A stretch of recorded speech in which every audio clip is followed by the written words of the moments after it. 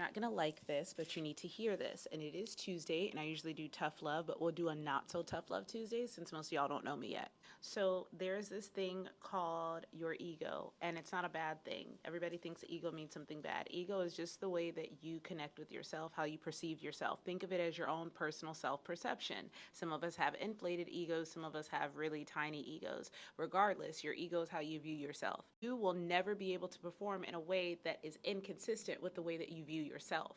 So if your ego views yourself as someone that gets things right the first time or doesn't need a lot of practice, when you go into the gym and you find out, oh snap, I'm not the straight A student in here, or oh snap, I'm not the top of the food chain in here, I'm not the best performing whatever you are at your job, right? We come into the gym and all of a sudden all of our everything outside of the gym no longer matters.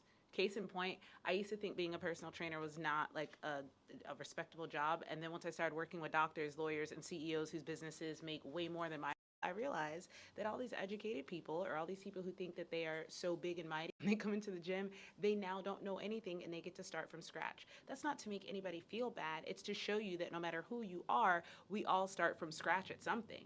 But for whatever reason, people's egos get really big when they go into the gym and they don't want to be shown anything. They don't want to be called out. They don't want to be shown a better way to do things. And they certainly don't want to be told that the way that they're doing it is not the best way.